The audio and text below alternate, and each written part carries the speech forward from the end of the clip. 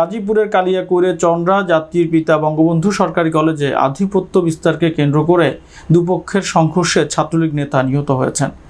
বৃহস্পতিবার সকালে উপজেলার চন্দ্রা ডাইনকিনি মোড়ে ছাত্রলীগের দুই গ্রুপের সংঘর্ষে নিহত আল আমিন উপজেলার বরিয়াবহ গ্রামের মোতালেব হোসেনের পুত্র। এই ঘটনায় আহত অপর তিনজন চিকিৎসাধীন রয়েছেন। প্রত্যক্ষদর্শী ও পুলিশ সূত্রে জানা গেছে, বুধবার দুপুরে ওই কলেজের বিশেষ অনুষ্ঠানে আধিপত্য বিস্তারকে কেন্দ্র করে ছাত্রলীগের দুই গ্রুপ সংঘর্ষে জড়িয়ে ধাওয়া পাল্টা ধাওয়া শুরু করে। এতে দুই গ্রুপের সংঘর্ষে 20 জন আহত হয়। বিষয়টি সমাধানের উদ্যোগ নেওয়া হয়। সে মোতাবেক বৃহস্পতিবার সকালে ছাত্রলীগের দুই গ্রুপের নেতারা কলেজ ক্যাম্পাসের বাইরে ডানকিনি মোড়ে সমবেত হন। এই সময় উভয় গ্রুপের কথা কাটাকাটির এক পর্যায়ে সংঘর্ষ শুরু হয়। এ সময় উপর্যুপুরে ছুরিকাঘাতে আহত হয় জাতির পিতা বঙ্গবন্ধু সরকারি কলেজের দ্বাদশ শ্রেণী শাখার সাধারণ সম্পাদক আল আমিন নিহত হয়। এই ঘটনায় আহত কামরুলকে মির্জাপুর কুমুদিনী হাসপাতালে ভর্তি করা হয়েছে।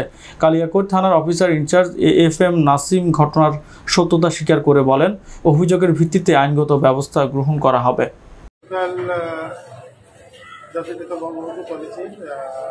দ্বিতীয় বর্ষের ছাত্রদের একটি বিদায়ী অনুষ্ঠান ছিল। সেই অনুষ্ঠানে একটু কথা কাটাকাটি এক পর্যন্ত দাবি হয়েছে দুইটা গ্রুপের মধ্যে।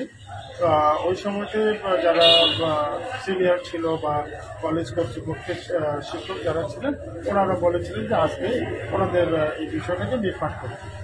তো পরবর্তীতে দেখা গেছে কি যে আজকে আর এই মিটমাটটা যে সময়টাতে হওয়ার কথা ছিল, ওই সময়টাতে আসলে মিটমাট না হয়ে দেখা গেছে কি যে বাইরে ডানকিনের যে মোড় আছে, ওই মোড়ে দুই পক্ষের একটা মারামারি হয়েছে। সেই মারামারির মোড়ে গুরুতর আহত হলে তাকে উপজেলা স্বাস্থ্য কমপ্লেক্সে নিয়ে আসলে সেখানে ডাক্তার মৃত ঘোষণা করেছে।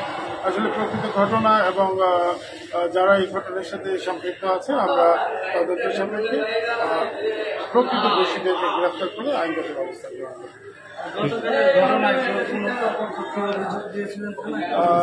আপনার এই যে যতটুকু বললাম যে আমরা এই যে ঘটনা ঘটেছে এই সংক্রান্তে তদন্তপূর্বক আইনগত ব্যবস্থা।